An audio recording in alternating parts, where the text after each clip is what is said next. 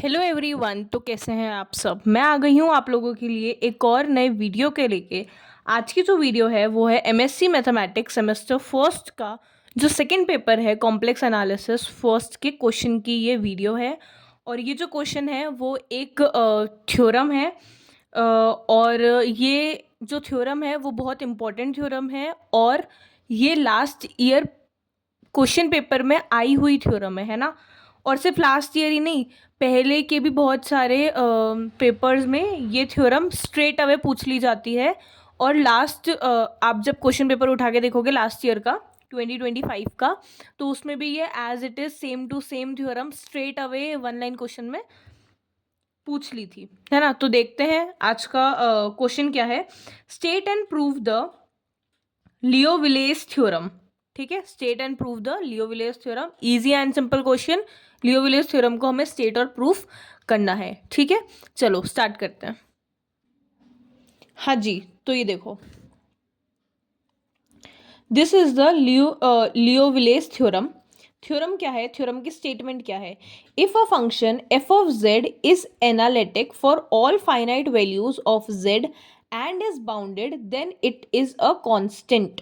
ठीक है, और let f of z be an integral function satisfying the inequality mod of f of x is less than equal to capital M for all finite values of x of z is a constant, that is every bounded entire function must be a constant।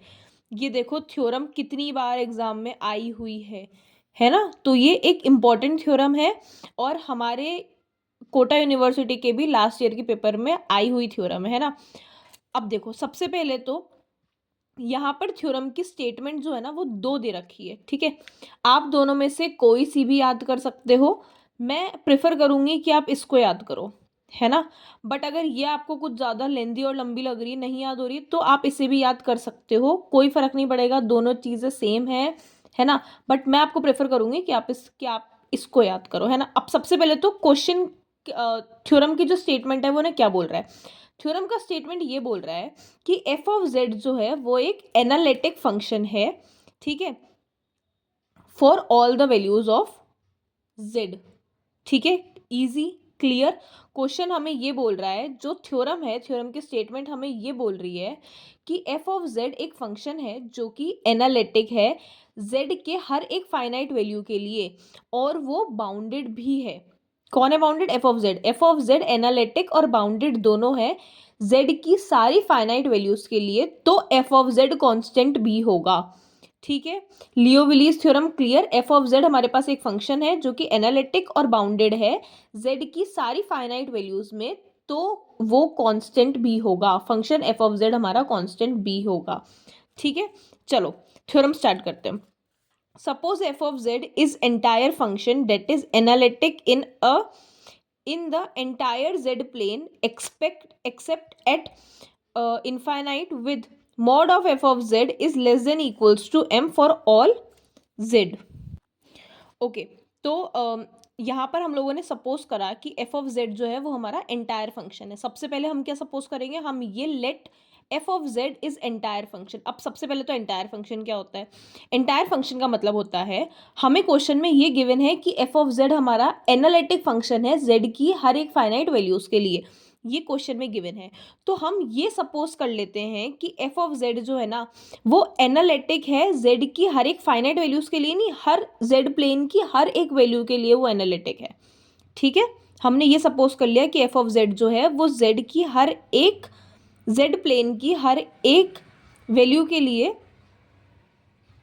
Function हमारा analytic है। ठीक है, अगर F of Z के लिए Z plane जो है F of Z Z plane की हर एक वैल्यू के लिए अगर एनालिटिक हो जाता है तो एफ ऑफ जेड को हम एंटायर फंक्शन बोलते हैं।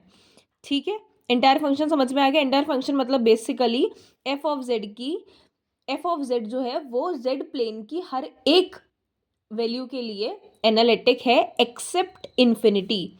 ठीक है, with mod of F of Z की value is less than equals to m है। ठीक है, now it is sufficient to show that f derivative of z is equals to 0।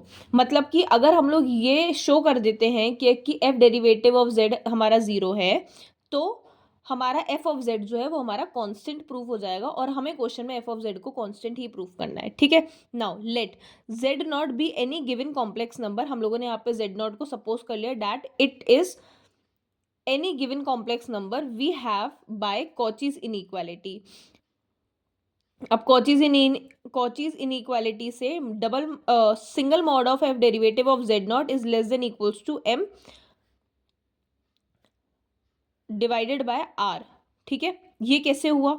ये ऐसे हुआ, कॉची इनइक्वालिटी हमें ये बोलता है कि ये तो हमने सपोज कर ही लिया था कि f derivative of f of z mod में is less than equals to m होगा। तो अगर हम लोग f derivative of z naught ले लेंगे तो यहाँ पे डिवाइडेड बाय r हो जाएगा। ठीक है, for every positive real number r। Now letting r tends to infinity, we deduce that f derivative of z naught is equals to 0 since z naught is arbitrary, the result follows at once। ठीक है, आ गया समझ में?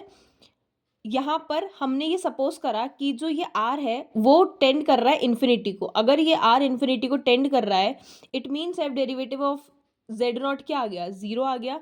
f derivative of z not 0 आ गया, मतलब कि क्या आ गया? फंक्शन जो है वो हमारा कांस्टेंट है, और हमें यही प्रूफ करना था।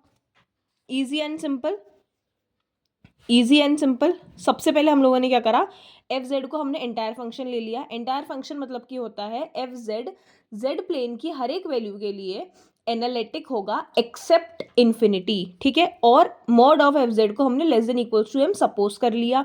उसके बाद हम लोगों ने हमें ये प्रूफ करना है कि एफ डेरिवेटिव ऑफ जेड जो है वो इक्वल टू 0 होगा। मतलब अगर आपको कभी भी बोल देना कि आपको कांस्टेंट प्रूफ करना है फंक्शन को, तो फंक्शन का डेरिवेटिव आप 0 प्रूफ कर देना, तो वो आपका फंक्शन जो है वहाँ पे कांस्टेंट हो जाएगा। ठीक है, नाउ हमने यहाँ पर z नॉट को एक कॉम्प्लेक्स नंबर अज्यूम करा, और फिर उसके बाद उसका डेरिवेटिव मॉड में उसका derivative less than equals to m divided by r हो गया। r को हमने इन्फिनिटी टेंड कराया, तो ये जो डेरिवेटिव है वो हमारा 0 आ गया। 0 आ गया तो ये जो है वो हमारा कांस्टेंट हो गया। ठीक है, इजी एंड सिंपल। ये वाली थ्योरम यहाँ पर प्रूव हो चुकी है। बट आप इतना अगर लिख के आते हो थ्योरम में, तो आपको जो पेपर चेक कर रहे हैं वो आपको इसमें कुछ भी नंबर नहीं देंगे, है ना। आपका जो क्वेश्चन है वो या तो 16 नंबर का आता है या तो 8 नंबर का आता है क्वेश्चन पेपर में। अब ये जो थ्योरम है ये इतनी बड़ी तो है नहीं कि ये 16 नंबर की आएगी।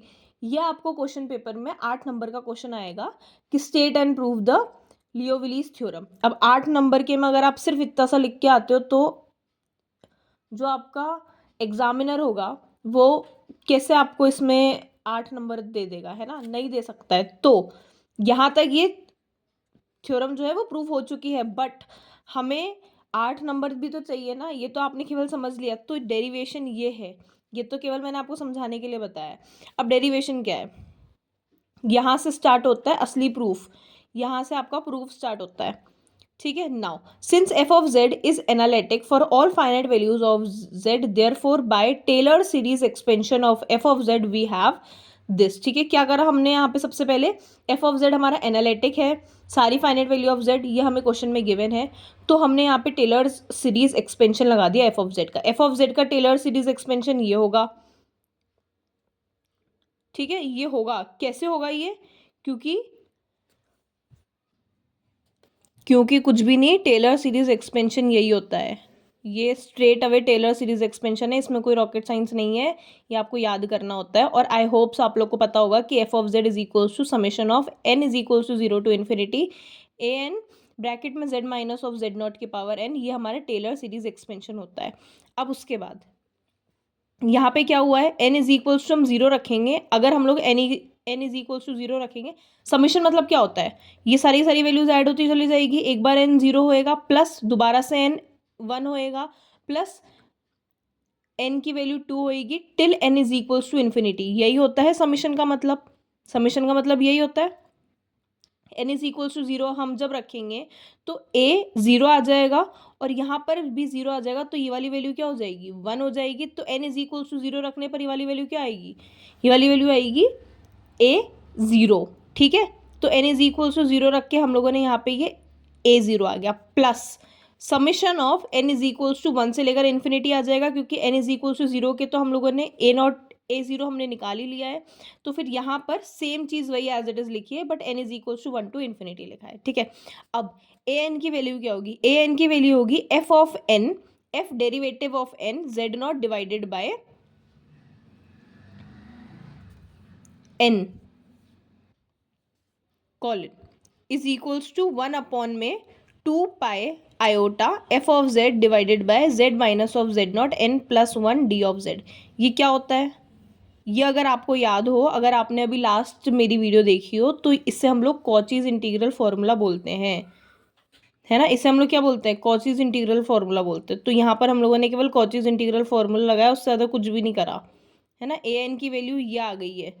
Now C is a circle, mod of z minus of z0 is equal to 0 होगा। सी अगर सर्कल है तो फिर z माइनस z0 हमारी इक्वल टू r होगा। अब हम लोगों ने यहाँ पे क्या करा, ए एन का हम लोगों ने मॉड ले लिया, तो यहाँ पर लेस देन इक्वल टू आ जाएगा 1 अपॉन में 2 पाई आयोटा हमारा मॉड में था, इसलिए यहाँ से आयोटा हट गया, इधर भी मॉड आ गया और इधर भी एज इट इज मॉड आ गया, ठीक है। कुछ नहीं, यहाँ पर कंफ्यूज मत होना, यहाँ पर केवल एफ ऑफ जेड ये हमारा टेलर्स एक्सपेंशन से निकल गया, ठीक है। ए और ए एन की value F derivative of N Z not upon में एन का एप्सिलॉन होगा, ठीक है। ये यहाँ से आ गया। उसके बाद ये जो चीज़ है, ये ए एन की वैल्यू ये कहाँ से आई है, ये है हमारा कॉचीज इंटीग्रल फॉर्मूला। ए एन की वैल्यू यहाँ से इसलिए आई है क्योंकि ये हमारे कॉचीज इंटीग्रल फॉर्मूला है। फिर ये जो कॉचीज इंटीग्रल फॉर्मूला है ना, इसमें हम लोगों ने केवल मॉड ऐड कर दिया दोनों तरफ। जब हम लोगों ने मॉड ऐड कर दिया तो ये आयोटा हट जाएगा, यहाँ पे लेस देन इक्वल्स टू का साइन आ जाएगा एज इट इज, बाकी सब कुछ सेम है, बाकी सब कुछ सेम है। नाउ यहाँ पर 2 पाई आर हो जाएगा। आर कैसे होगा, ये जेड माइनस जेड नॉट क्या होता है, आर होता है, तो जेड माइनस जेड नॉट की वैल्यू क्या आ जाएगी, आर आ जाएगी with the power of N plus one, with the power of N plus one, ठीक है। और ये जो function of F of Z का जो फंक्शन है जो कि मॉड में है, इससे हम लोग एम ले लेंगे, क्योंकि क्वेश्चन में गिवन है, सॉरी क्वेश्चन में गिवन नहीं है, हमने ही अज्यूम करा था कि mod of F of Z जो है वो less than equals to M होगा, है ना। Less than equals to M होगा जब हम लोगों ने इसे एंटायर फंक्शन में अज्यूम करा था। तो एफ ऑफ जेड यहाँ से less than equal to M आ गया यहाँ पर। बाकी सब कुछ एज इट इज 0 to 2 पाए मॉड ऑफ डी जेड का हम लोग इंटीग्रेशन करेंगे। जब हम इसका इंटीग्रेशन करेंगे तो ये चीज़ एज इट इज आ जाएगी, यहाँ पर 2 पाई आर आ जाएगा, ठीक है। उसके बाद mod of A N is less than equal to हो जाएगा एम डिवाइडेड बाय आर की पावर एन, ठीक है। कैसे हुआ ये, 2 यहाँ से कैंसिल हो जाएगा, पाई यहाँ से कैंसिल हो जाएगा, आर नीचे है n प्लस 1 में और आर ऊपर है केवल पावर 1 में, ठीक है। तो ये आर जब हमारा क्या बोलते हैं उससे, मतलब जब मतलब किसकी भी मतलब अगर हमारे दो, अगर हम लोग वेरिएबल सेम है, सॉरी यार मैं आप लोग को बता नहीं पा रही हूँ, एक मिनट रुको। अगर हमारे पास एक आर है और यहाँ पर भी आर है, इसकी पावर 1 है, इसकी पावर 1 ही है ऊपर और नीचे इसकी पावर क्या है n प्लस 1। अगर दोनों का बेस सेम है और अगर पावर डिफरेंट है तो इनकी पावर्स क्या हो जाएगी, माइनस हो जाएगी। तो n प्लस 1 माइनस 1 हो जाएगा, तो क्या बचेगा, power n, r with the power n ही बचेगा, ठीक है। r with the power n बचेगा, ठीक है। तो ऊपर m रह गया, 2 से 2 कैंसिल हो गया, पाई से पाई कैंसिल हो गया, क्या बचा, r की पावर n बचेगी। ये देखो r की पावर n ही रही, ठीक है। Now this inequality holds for every r however large it may be, ठीक है। r की पावर n है, मतलब n की वैल्यू कितनी भी हो सकती है, 1 से लेकर इन्फिनिटी तक। Now taking limits of as r tends to infinity we conclude that an is equals to 0। अगर r इन्फिनिटी को अप्रोच करेगा तो an 0 हो जाएगा। अगर r इन्फिनिटी को अप की तरफ टेंड करता है तो an हमारा क्या हो जाएगा, 0 हो जाएगा। an हमारा 0 हो जाएगा, इसका मतलब ये है n हमेशा ग्रेटर देन 0 होगा। हाँ जी, तो ये यहाँ से an क्या हो गया, 0 हो गया, मतलब एफ ऑफ जेड क्या आ गया, ए नॉट आ गया। अभी F of Z A not कैसे आया, ये देखो, ये यहाँ से आया। एफ ऑफ जेड की वैल्यू हमने क्या ली थी, A not plus of this ही ली थी, है ना। F of Z is equals to A not plus of this लिया था। अब ए एन हमारा क्या हो गया, ज़ीरो हो गया। यहाँ से ए एन हमारा क्या हो गया, ज़ीरो हो गया। यहाँ से अगर हमारा ए एन अगर हमारा ज़ीरो अगर हो जाता है तो ये वाली टर्म तो एज इट इज़ हट जाएगी, केवल ये वाली टर्म ही बचेगी। तो एफ ऑफ जेड की वैल्यू क्या आ जाएगी, ए नॉट आ जाएगी। यहाँ पर हमारा इक्वेशन खत्म हो जाता है।